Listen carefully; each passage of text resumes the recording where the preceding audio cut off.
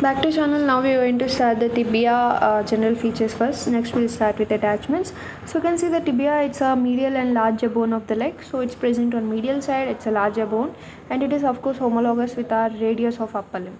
Of course radius is lateral bone of upper limb, but here tibia is a medial bone, but both are homologous. Okay, so how to determine the side, like which is right side, which is left side? Before that we'll understand what is anterior side, posterior side. To find out that, on the anterior side always you'll have an anterior tuberosity over here, so by that you can find it's an anterior side.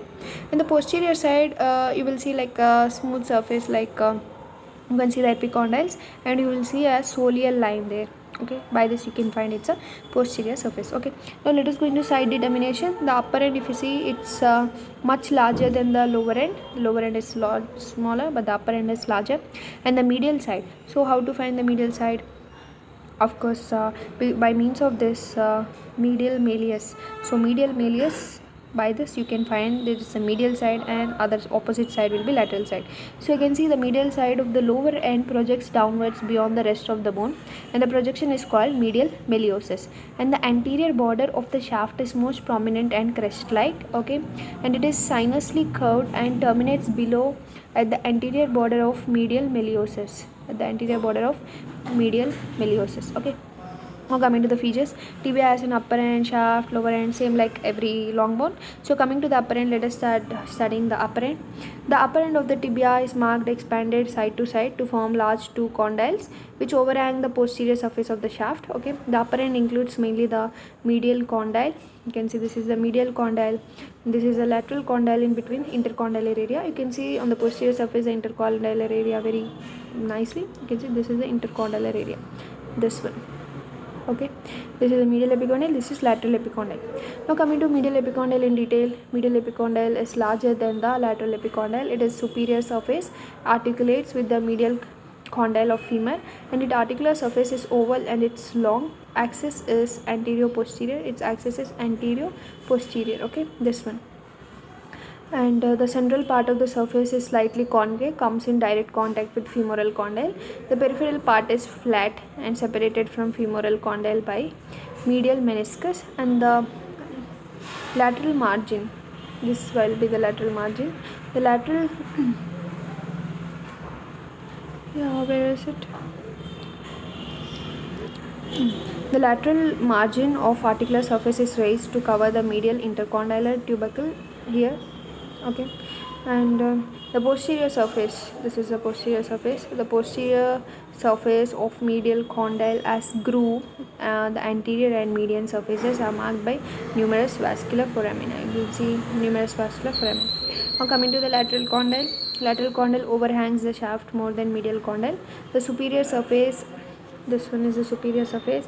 The superior surface of the condyle articulates with lateral condyle of femur. The articular surface is circular as in case of medial condyle. The central part is slightly concave and it comes in direct contact with femur, but the peripheral part is flat. It's separated from femur by lateral meniscus. So here you will have the medial meniscus between the medial epicondyle and the medial side of femur. Here on the lateral side we'll have the lateral meniscus. Okay, so the articular surface has raised medial margin and it covers the lateral intercondylar tubercle. Okay, so this is covering the lateral intercondylar tubercle. The posterior inferior aspect, this one, the posterior inferior aspect of lateral condyle articulates with fibula. So here posterior inferior aspect, this one, of course it will articulate with fibula, this side, this one. So it will form the fibulotibial joint, right? And the fibular facet is flat, circular, directed downwards. This one, it's directed downwards and laterally. Superior medial to fibular facet, the posterior surface of condyle is marked by a groove. Here will be a groove, and the anterior aspect of condyle bears a flattened impression.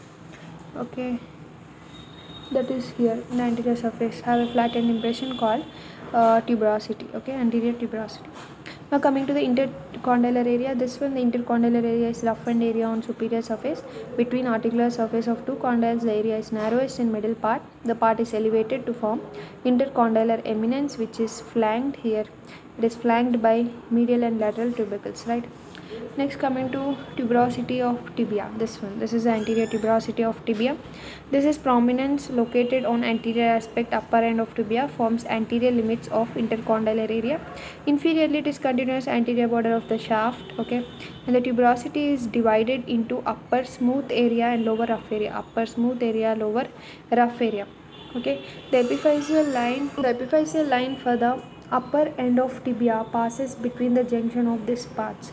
So here passes the epiphyseal line. Okay, now coming to the shaft, this is the shaft. Okay, the shaft of tibia is prismoid shape. It has three borders, the anterior border and medial, yeah, it has three borders. Anterior border, this one is the sharp one is anterior border, this sharp one is the medial border, and medial is also interosseous, and it has medial border and interosseous border. Okay, this is medial border. Lateral border will be interosseous border, because lateral border should here comes the fibula, right? So this is interosseous border. So three borders, and it has three surfaces. First one is medial surface, this one is medial surface, of course this one will be the lateral surface, and another one is posterior back side. This is the posterior surface. Okay, coming to the borders, the anterior border, you can see the anterior border is sharp, S-shaped, being convex medially upper part and convex laterally in the lower part. So it extends from the tibial tuberosity above anterior border of medial meiosis. Okay, so it is subcutaneous from the shin, and the medial border is rounded. If you see the medial border, this is rounded. Okay, the medial border is rounded. It extends from medial condyle above to the posterior border of medial meiosis below.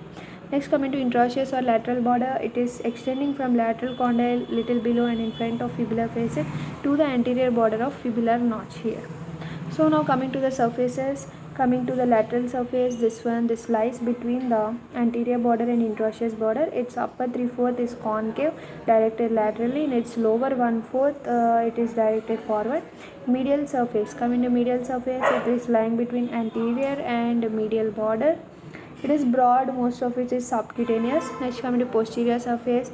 Posterior surface lies between the medial and lateral interosseous borders. Okay, so it is widest in upper part, and part is crossed obliquely by a rough ridge called the soleal line, and soleal line begins just behind the fibular facet and runs downwards medially and terminates by joining medial border of junction of its upper and middle turns. So it will join in the upper and middle turns on the anterior side. Okay, now coming above the soleal line. So above the soleal line, the posterior surface in form of triangular area. The area below the soleal line is elongated, divided into medial and lateral. This is medial, this is lateral side. Okay, by vertical ridge, a nutrient foramen is situated near upper end of this ridge here. Here will be nutrient foramen at the upper end of this ridge. It is directed downward, transmit nutrient artery, which is branch of posterior tibial artery. So here passes the posterior tibial artery.